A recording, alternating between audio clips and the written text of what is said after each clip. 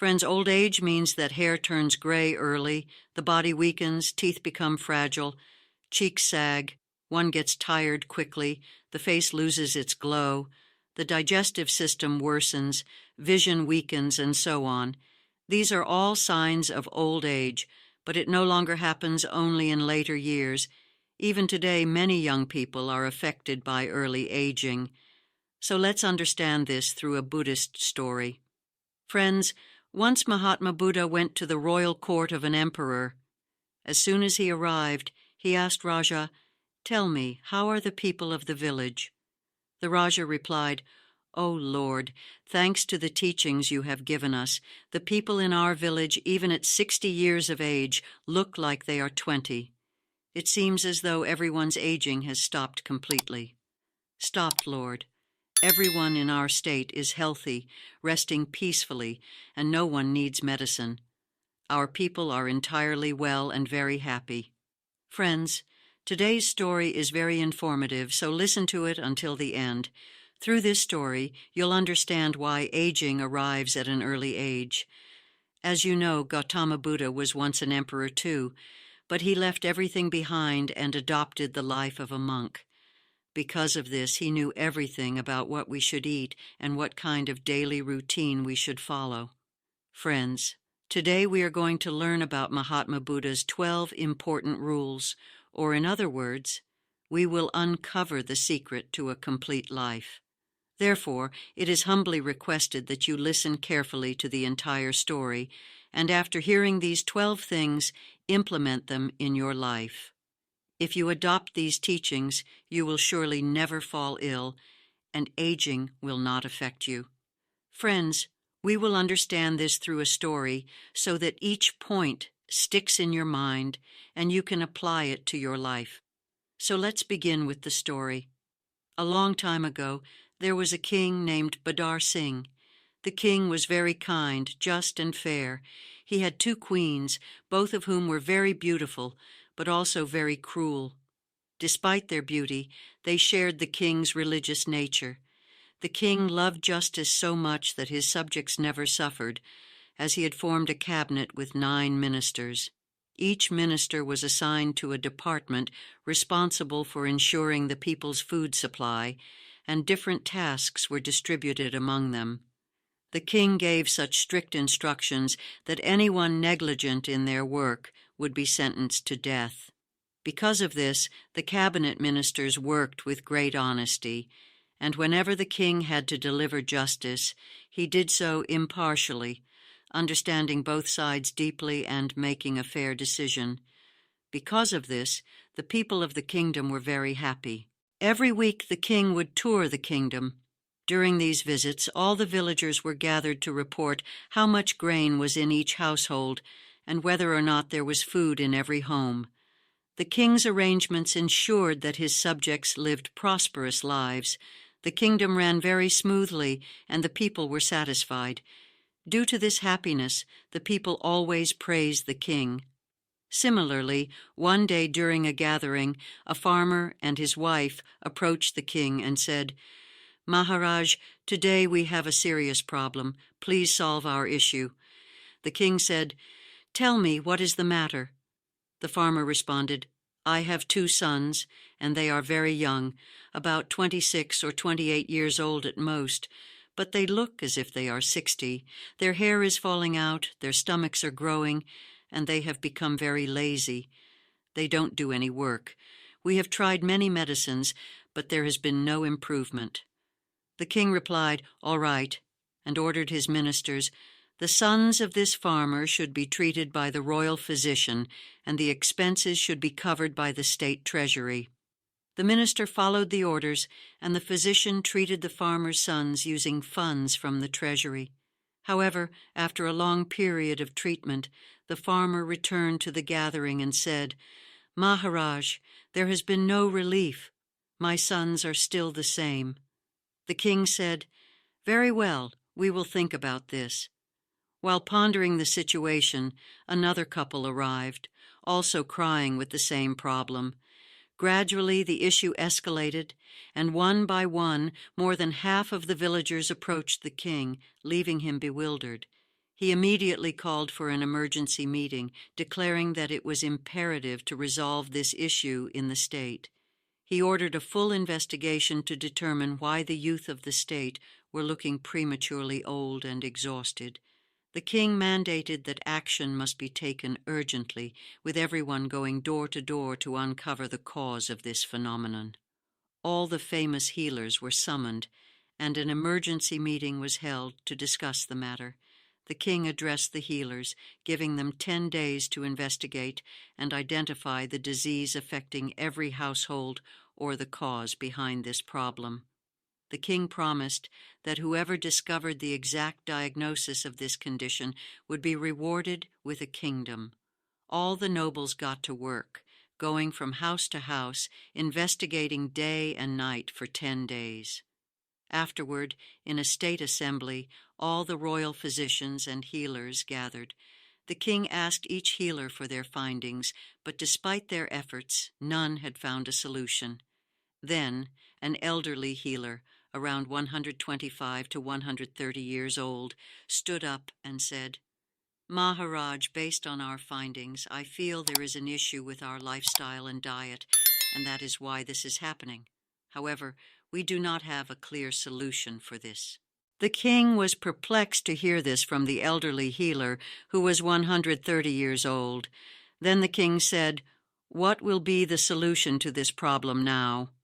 "You must tell us the solution as well, because we have been living with this distress for a month. Our people have been worried for the past month, and seeing this, we too are restless. Even my hair has begun to fall out. In our family, whether it's the queens, the princes, the princesses, or anyone else, everyone is facing this issue. After all, everyone is concerned. Please tell me the solution." Then the elderly healer stood up with folded hands and said to the king, "Please forgive us, but we do not have a solution for this. However, there is one person who does have the solution to all these problems. If we summon that healer, then all the issues of your kingdom will be resolved, and all the illnesses will disappear forever. No one else has the solution but him." The king said, "Healer, quickly tell me. Let's not delay such an important matter. Tell me as soon as possible, great man. What is the name of this wise person? We will invite him to our kingdom." The healer replied, "Forgive me, Maharaj, but we do not know where he lives. He must be preaching in some state. Send your soldiers throughout the kingdom. Have them search for the state in which Mahatma Buddha is preaching. Where and when is he giving his sermon? Only he has the solution to this problem, and no one else does."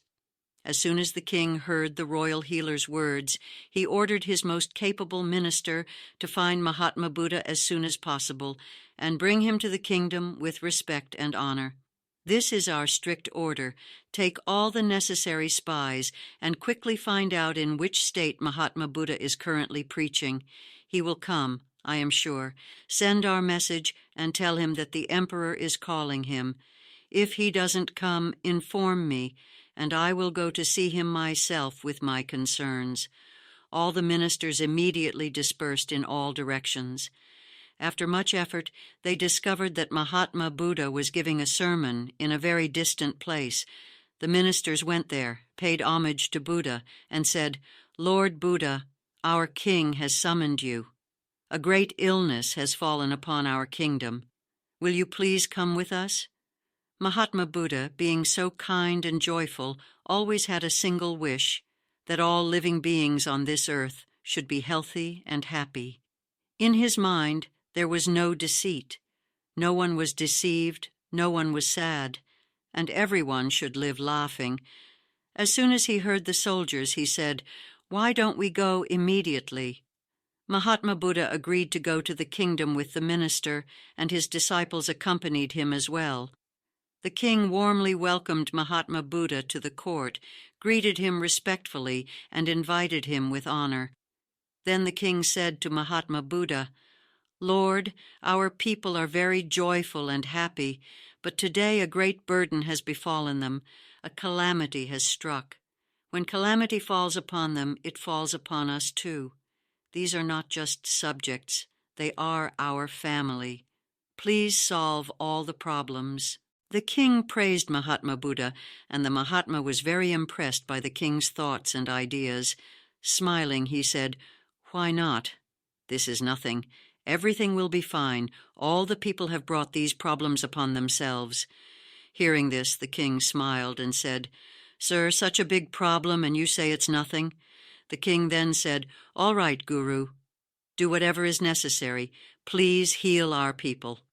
A disciple, who was in front of Mahatma Buddha, stepped forward when Buddha signaled him. The disciple said, "O Raja, give us an open space in your state where all the inhabitants can gather, a place with open air, natural sunlight, natural wind, and a golden atmosphere. Tomorrow at 4 in the morning, we will begin treating the people. But before we start, you must issue an order in your state that all the inhabitants, including yourself, must be present at that place. Starting tomorrow, a sermon will be delivered to all the people, and these teachings will continue for 12 days. During these 12 days, all your subjects will regain their health." The king was very pleased to hear this from the disciple's mouth. In just 12 days, the king said, "All right, any expenses required will be covered by our treasury." Then the disciple said, "There will be no expenses, Maharaj. You can rest assured. Simply give a strict order to your subjects that if they do not arrive by 4 a.m., they will be punished." The king implemented this order and said, "Everyone must be there tomorrow morning." The king chose a very suitable place and said, "Tomorrow, all the people must arrive at this place. We will also go and listen to the thoughts of Mahatma Buddha. We will follow everything Mahatma Buddha says, and our spies will watch over the houses. Anyone who does not follow the instructions will be punished in the assembly." After declaring this, all the people greeted the king and said, "No, Maharaj, we will all be present there." Everyone greeted Mahatma Buddha and departed. The meeting for the day was adjourned, and Mahatma Buddha's sermon was scheduled for the next day. Everyone arrived at 4 a.m. to listen to Mahatma Buddha's sermon. Then Mahatma Buddha signaled to his disciple in the assembly, and the disciple stood up and said, "Starting tomorrow, the people of the entire state must begin drinking 2 to 3 glasses of warm water at 4 in the morning after waking up. This warm water should be sipped slowly from an earthen pot. Whoever does not follow this instruction will not find relief." This was Mahatma Buddha's first sermon. This first sermon must be followed, and tomorrow the second sermon will be given. Everyone must follow the sermon and attend the gathering. Once finished the next day, all the people were present punctually. Mahatma Buddha asked someone from the crowd, "What happened? How many people followed it?" Everyone raised their hands and said, "We have followed it, and today we feel much relief. Our stomachs have been cleansed well, our bodies feel light, and we look absolutely healthy." Then Mahatma Buddha said to the disciple, "Now, the second piece of advice is that everyone must go for a walk." How much should they walk? Between 2 to 3 kilometers. The children and young people should run during this walk, and normal people between 40 and 50 years old should walk briskly, taking 1 step per second, 60 steps per minute. If they can run, they should not do so too fast, but should run only 2 to 3 kilometers according to their ability. That was the sermon for the second day. The meeting resumed the next day, and Mahatma Buddha again asked, "What did everyone do during the first 2 days?" Everyone present raised their hands in agreement. The disciple asked, "How do you feel now?" They responded, "Guru, we have no illness. It feels like we are completely healthy again." The disciple said, "Now everyone must do yoga and pranayama according to their ability. This includes pranayama like Anulam Vilom." He explained how to do Anulam Vilom and how to do Surya Pranayama. The disciple told everyone they should practice these exercises daily for at least 30 to 45 minutes. That meeting also ended, And the next day another gathering was held, where all the people were present. After the meeting, everyone was asked about their routine and who had followed the instructions. They all responded, "Now, we feel as though there is no illness. We don't need an alarm. Our eyes automatically open at 4 a.m. Hearing this, the king was very pleased, amazed that his people were healing without the need for money. The king immediately rejoiced and told Mahatma Buddha, "Greet him and ask him to stay in our kingdom. Lord, don't leave from here." Mahatma Buddha smiled, as his way was always to maintain a joyful attitude and not to worry. He then said, "Now that everyone knows about pranayama, the next step is that everyone should eat 300 grams of sev. You can eat more, but not less. After that, everyone can continue with their work." That day's meeting concluded and was dismissed. The next day everyone gathered, and they were asked who had felt so much relief. Everyone responded that they had fully recovered. Once again the disciple said, "There is still half of the rule left to fulfill. If you follow the entire rule, you will have no disease. Old age will fade, and it won't even approach you. Your masculine strength will remain intact like that of Mahatma Buddha, and your face will remain radiant." The disciple then explained the next sermon. "Listen carefully. From tomorrow until 7 or 8 a.m., you must eat sev. After that, 2 hours later, you can eat to fill your stomach, just as you do daily. But after eating, everyone must consume a roti, a multigrain roti, meaning a roti mixed with several grains. It must not contain wheat, as wheat is not good. Instead, it should contain millet, corn, and chickpeas. Everyone should prepare a roti with these 3 ingredients. Additionally, on the plate, there should be a bowl of lentils, homemade ghee, and a bowl of mixed vegetables according to the season. Seasonal vegetables are good and edible, while off-season vegetables should be stored in the warehouse to preserve them for longer. Finally, 30 minutes after eating, everyone should drink a bowl of yogurt. If you also include this in your diet, then after half an hour of eating, add jaggery to the yogurt. If you do this, your food will digest much more easily. The disciple concluded by saying that the sermon for the day had ended and that the next day everyone should attend. By following these instructions, everyone went happily to their homes, following what had been mentioned in the sermon. The next day, the meeting was held, and all the people were present. They were asked who had felt so much relief. The people responded, "Lord, we have no illness. We are completely healed. It doesn't seem like we were ever sick." The king was overjoyed and said, "By eating this way, everyone has been healed." Gradually, it seems that all have become healthier on their own. Then the disciple said, "There is still more. Listen carefully. First of all, you must keep in mind that you should not eat and drink at the same time. If you have difficulty swallowing the food, take small sips of water. You can drink water between meals, but you must not drink large amounts of water at once. You can drink all the water you want, but only after 1 hour of eating. As everyone has eaten by 10 or 11 in the morning, you will probably feel hungry again by 4 or 5 in the afternoon. At that time, everyone must eat a plate of salad, and each person must eat the salad according to their weight. For example, if someone weighs 50 kilograms, they should eat the salad in proportion to their weight. If someone weighs 60 kilograms, they should eat 300 grams. If they weigh 70 kilograms, also 300 grams. And if someone weighs 80 kilograms, they should eat 400 grams of salad. The salad should contain carrots, beets, radishes, tomatoes, and a piece of ginger. Additionally, 3 or 4 cloves of garlic should be added for flavor. Black salt or roasted cumin can be added if desired. You must not eat anything before consuming the salad. Follow these instructions and return the next day. That meeting also ended, and everyone went back to their homes following the given rules. The next day, at 4 p.m., they were asked how they felt and how their bodies were.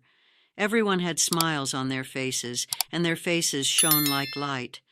It seemed as if their declining age had come to an end. The king was overjoyed and filled with gratitude, knelt before Mahatma Buddha and said, "Blessed be you, Lord. You have healed everyone just with food." The king added, "Maharaj, wait. There's still much to teach. When you've finished explaining the entire sermon, like our Lord, there will be no diseases, and no one in our kingdom will ever age." The king asked the guru to speak quickly, saying, "Tell us everything we need to know. I myself feel as though I have no illness now, as if I'm 16 years old again." "I'll tell you what to do at night," the disciple continued. "Everyone must have dinner before sunset, because when the sunlight hits our stomach, it feels heavy, and food digestion becomes slower. As sunlight decreases, digestion stops.